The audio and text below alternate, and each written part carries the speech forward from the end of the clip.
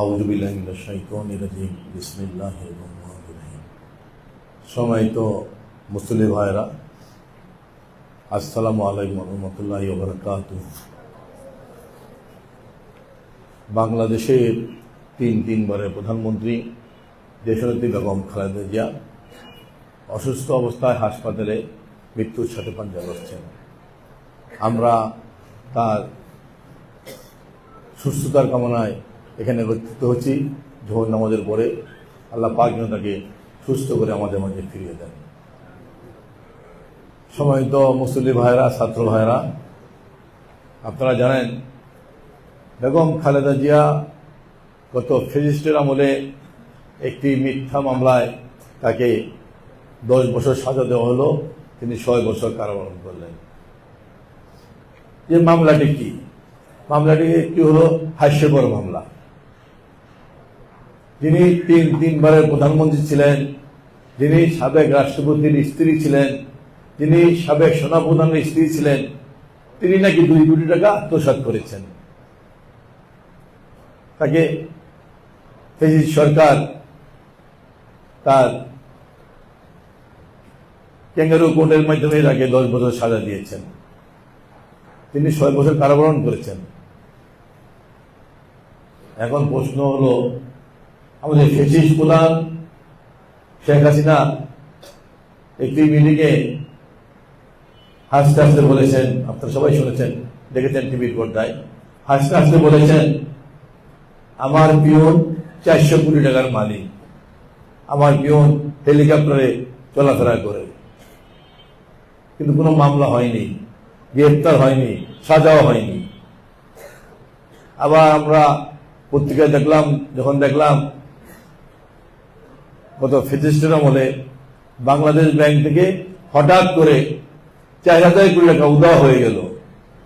Fascist সরকারের অর্থমন্ত্রী বললেন 4000 কোটি টাকা কোন টাকাই না।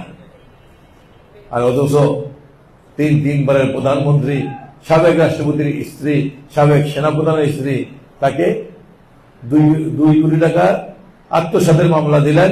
যে টাকা এখনো ব্যাংকে আছে, ব্যাংক থেকে উঠাননি। যে টাকা বৃদ্ধি হয়ে 8 কোটি টাকা হয়েছে, সেই মামলায় বেগম খালেদা জিয়াকে 10 বছর সাজা দিলেন। বেগম খালেদা জিয়া কারাগারে গেলেন। কারাগারে কিন্তু তিনি সুস্থ অবস্থায় গেলেন। কারাগারে তিনি সুস্থ অবস্থায় গেলেন। কারাগারে গিয়ে তিনি অসুস্থ বললেন। ফ্যাসিস্ট সরকার বেগম খালেদা জিয়াকে স্লো পয়জনের মাধ্যমে মেরে ফেলার চেষ্টা করেছিল। তিনি কারাগারে অসুস্থ হওয়ার পরে বাংলাদেশের চিকিৎসকরা তাকে চিকিৎসা করার জন্য গেলেন। তারা চিকিৎসা করে তারা বললেন, বাংলাদেশের মাটিতে বেগম খালেদা জিয়ার আর কোনো চিকিৎসা নেই, উন্নত চিকিৎসার জন্য তাকে বিদেশ নিতে হবে। সরকার কিন্তু বিদেশ যাওয়ার অনুমতি দেননি। বিদেশ থেকে বিশেষজ্ঞ ডাক্তাররা আসলেন, তারাও কিন্তু বেগম খালেদা জিয়ার চিকিৎসা শেষে একই কথা বললেন, বাংলাদেশের মাটিতে বেগম খালেদা জিয়ার আর কোনো চিকিৎসা নেই, উন্নত চিকিৎসার জন্য বেগম খালেদা জিয়াকে বিদেশে পাঠাতে হবে। ফ্যাসিস্ট প্রধান শেখ হাসিনা কিন্তু বিদেশ যাওয়ার অনুমতি দেননি। ফ্যাসিস্ট প্রধান ভেবেছিলেন বিনা চিকিৎসায় জেলখানায় ধীরে ধীরে তিনি মৃত্যুর কোলে ঢলে পড়বেন, মৃত্যুবরণ করবেন, অথবা মৃত্যুর যন্ত্রণায় কাতরিয়ে তিনি ফ্যাসিস্ট প্রধান শেখ হাসিনার সাথে তিনি আপোষ করবেন। কিন্তু না, বেগম জিয়া আপোষ করার মতো নেত্রী নন। তিনি এরশাদের বিরুদ্ধে দীর্ঘ 9 বছর আন্দোলন করেছিলেন। ওই সময় কিন্তু বেগম খালেদা জিয়াকে অনেকবার গৃহবন্দী করে রাখা হয়েছিল। তাকে রাস্তায় গাড়ি থেকে নেমে সারাদিন রাস্তায় ফুটপাতে বসে রাখা হয়েছিল। কুরবানি হোটেল থেকে টেনে হেঁচড়ে গ্রেপ্তার করা হয়েছিল। তারপরে কিন্তু বেগম খালেদা জিয়া এরশাদের কোনো আপোষ করেননি। তিনি এরশাদের বিরুদ্ধে আন্দোলন সংগ্রাম করে দেশ থেকে এরশাদ থেকে এদেশ মুক্ত করেছেন, স্বৈরাচার মুক্ত করেছেন। সেই নেত্রী কখনো আপোষ করার কথা না, প্রশ্নই ওঠে না। তিনি আপোষ না করে, তিনি জানেন জেলখানা হয়তো তার মৃত্যু হতে পারে, তারপরে কিন্তু তিনি বাংলাদেশের মানুষকে একটি মেসেজ দিয়েছেন, আমার যদি মৃত্যু হবে, তারপরে বাংলাদেশ জনকে ঐক্যবদ্ধ করে এদেশ থেকে ফ্যাসিস্ট মুক্ত করতে হবে, এদেশ থেকে এই ফ্যাসিস্ট থেকে মুক্ত করে জনগণের ক্ষমতা জনগণের হাতে বুঝিয়ে দিতে হবে। আমরা সেই নির্দেশে তারেক রহমানের নেতৃত্বে দীর্ঘ 16 বছর আন্দোলন সংগ্রাম করেছি। আন্দোলন সংগ্রাম করতে গিয়ে অনেক ভাই গুম হয়েছেন, অনেক ভাই খুন হয়েছেন, লক্ষ লক্ষ নেতাকর্মী মিথ্যা মামলা কারাবরণ করেছেন। তারপরে কিন্তু বিএনপি একটা নেতাকর্মী কিন্তু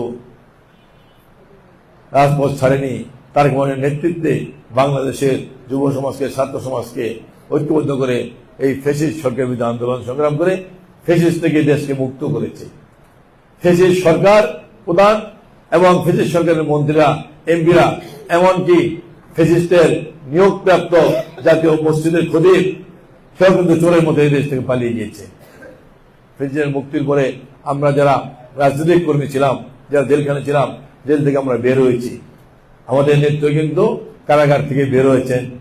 তিনি কারাগার থেকে বের হয়ে দেশের বাইরে তিনি চিকিৎসা নিতে গিয়েছিলেন, কিন্তু তিনি সুস্থ হননি পুরোপুরি। এই যে 6টি বছর জেলখানায় তার কোনো চিকিৎসা হয়নি, তিনি কোনো চিকিৎসা সেবা পাননি, তার 16 পয়জন দিয়ে মেরে ফেলার চক্রান্ত করেছিল। এই 6 বছরে কিন্তু তার দেহের বিভিন্ন গুরুত্বপূর্ণ অঙ্গ কিন্তু নষ্ট হয়ে গিয়েছে। তিনি দেশে ফিরে আসলেন। আমরা দেখতে পেয়েছি গত মাসের 23 তারিখে বেগম খালেদা জিয়া আবার অসুস্থ হয়ে হাসপাতালে গেলেন। হাসপাতালে এক পর্যায়ে তিনি মৃত্যুর কোলে ঢলে পড়ছিলেন। বাংলাদেশের চিকিৎসকরা বললেন চিকিৎসা সেবায় বেগম খালেদা জিয়ার আর কোনো চিকিৎসা নেই। এখন আল্লাহ পাকের সিদ্ধান্ত, আল্লাহ পাক যা করেন এটি আমাদের মেনে নিতে হবে। তারপর দিন আমরা দেখেছি, তারপর দিন শুক্রবার ছিল, বাংলাদেশের এমন কোন গ্রাম নেই, এমন কোন এলাকা নেই যেখানে বেগম জিয়ার জন্য মসজিদে জুমার দিনে তার জন্য দোয়া করা হয়নি। বিভিন্ন ধর্মের মানুষও কিন্তু তাদের প্রার্থনালে বেগম খালেদা জিয়ার সুস্থতার জন্য দোয়া করেছেন।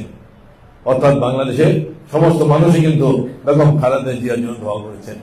আমরা সোশ্যাল মিডিয়ায় দেখলেই আমরা দেখতে পাই যে বাংলাদেশের আলেমরা কিন্তু মন খুলে বেগম খালেদা জিয়ার জন্য দোয়া করেছিলেন। এর একটি কারণ হল বেগম খালেদা জিয়া 3 বার প্রধানমন্ত্রী ছিলেন। তিনি আলেমদেরকে শ্রদ্ধা করতেন, আলেমদেরকে সম্মান করতেন, বাংলাদেশে ইসলামী উম্মার জন্য কাজ করেছেন, বাংলাদেশে ইসলামী শিক্ষা প্রসারের জন্য কাজ করেছেন, বাংলাদেশে আমাদের যে কওমি মাদ্রাসা, এই মাদ্রাসাগুলো উন্নয়নের জন্য কাজ করেছেন, কওমি মাদ্রাসার বিস্তার লাভের জন্য কাজ করেছেন। এমনি ভাবে তিনি বাংলাদেশে ইসলামী উম্মার জন্য কাজ করেছেন। বেগম খালেদা জিয়ার সময় বাংলাদেশের সকল ধর্মের মানুষ নিরাপদে ছিল। এই জন্যই বাংলাদেশের সকল প্রান্তের মানুষ আজকে বেগম খালেদা জিয়ার জন্য দোয়া করছেন সেই গত মাসের 23 তারিখ থেকে। এই কারণেই বেগম খালেদা জিয়া এখনো বেঁচে আছেন, আল্লাহর রহমতে আগের চেয়ে একটু সুস্থ আছেন। মুসলিম ভাইরা, ছাত্র ভাইরা, আপনাদের কাছে আমার আহ্বান থাকবে, আপনারা এদেশে ইসলামী উম্মার অগ্রগতির জন্য, ইসলামী শিক্ষা প্রসারের জন্য আজকে বেগম খালেদা জিয়ার খুব দরকার। এই বাংলাদেশের মাটিতে বাংলাদেশের স্বাধীনতা সার্বভৌমত্বের জন্য বেগম খালেদা জিয়ার খুব দরকার। বাংলাদেশের মাটিতে বাংলাদেশের গণতন্ত্র প্রতিষ্ঠার জন্য বেগম খালেদা জিয়ার খুব দরকার। কারণ বেগম খালেদা জিয়া প্রমাণ করেছেন তিনি বাংলাদেশের, তিনি সবার নেত্রী, তিনি বাংলাদেশে একক কারো নেত্রী নয়, তিনি বাংলাদেশের জনগণের নেত্রী হিসেবে তিনি প্রমাণ করেছেন। আজকে দেশের স্বার্থে, বাংলাদেশের প্রতিটি মানুষের স্বার্থে, বাংলাদেশের প্রতিটি ধর্মের স্বার্থে, বিশেষ করে বাংলাদেশে ইসলামের স্বার্থে বেগম খালেদা জিয়াকে খুব জরুরি। এই জন্য আমরা সবাই মন খুলে দোয়া করব, আল্লাহ পাক যেন বেগম খালেদা জিয়াকে সুস্থ করে আমাদের মাঝে ফিরে দেন, তিনি যেন আবার দেশের সেবা করতে পারেন। প্রিয় সাথী বন্ধুরা, আমরা গত 16 বছর ফ্যাসিস্ট সরকারের বিরুদ্ধে আন্দোলন সংগ্রাম করেছি। গত 16 বছরে কিন্তু বাংলাদেশের মানুষ কোন নির্বাচনে ভোট দিতে পারেনি। জাতীয় সংসদ নির্বাচন, স্থানীয় সরকার নির্বাচন, যে এমনকি কোন সামাজিক সংগঠনও কিন্তু মানুষ ভোট দিতে পারেনি। আমরা আন্দোলন সংগ্রাম করে এই ফ্যাসিস্টকে এদেশ থেকে বিতাড়িত করেছি। একটি তত্ত্বাবধায়ক সরকার প্রতিষ্ঠা হয়েছে। এই সরকার আগামী বছর ফেব্রুয়ারি মাসে একটি নির্বাচন দেওয়ার অঙ্গীকার করেছেন। আমরা বিশ্বাস করি আগামী দিনে সেই নির্বাচন ইনশাল্লাহ ফেব্রুয়ারি মাসে হবে। সেই নির্বাচনে বিএনপির পক্ষ থেকে আমাকে ধানের শীষের নির্বাচন করার জন্য সুযোগ করে দিয়েছেন। আমি বিএনপির পক্ষ থেকে ঢাকা মহানগর এলাকায় ধানের শীষ একজন প্রার্থী। আমি এই এলাকায় জন্মগ্রহণ করেছি, এই এলাকায় বড় হয়েছি, এই এলাকায় লেখাপড়া করেছি, এই এলাকায় শৈশব যৌবন আমার কাটিয়েছে। আমি এই এলাকায় রাজনীতি করেছি। আমার রাজনীতির 43 বছরের রাজনীতি, এই বৃহত্তর তেজগাঁ ঘিরে আমার রাজনীতি। তাই হয়তো কেউ আমার বড় ভাই, কেউ আমার ছোট ভাই, কেউ আমার বন্ধু, কেউ আমার ভাতিজা, কেউ আমার ভাগিনা, এই দাবি নিয়ে আমি সবার কাছে আমার একটি অনুরোধ, আমাকে ধানের শীষে একটি ভোট দিয়ে আপনাদের পাশে থাকার সুযোগ করে দিবেন, আপনাদের খেদমত করার সুযোগ করে দিবেন। আল্লাহ পাক যেন আমাকে কবুল করেন। সর্বশেষ আবারও বলি, আমাদের নেত্রী বেগম খালেদা জিয়া অসুস্থ। এই মানুষটার বাংলাদেশের খুব প্রয়োজন। দেশের ঐক্য প্রতিষ্ঠার জন্য দেশ নেত্রী বেগম খালেদা জিয়াকে খুব প্রয়োজন। তাই আপনারা মন খুলে আমাদের প্রান্তীয় নেত্রী বেগম খালেদা জিয়া যেন সুস্থ হয়ে আবার ফিরে আসেন, এই জন্য দোয়া করবেন। আল্লাহ পাক যেন তাকে সুস্থ করে আমাদের মাঝে ফিরিয়ে দেন। এই দোয়া করে সবাইকে সংগ্রামী সালাম ও অভিনন্দন জানিয়ে আমি আমার বক্তব্য শেষ করছি। আসসালামু আলাইকুম।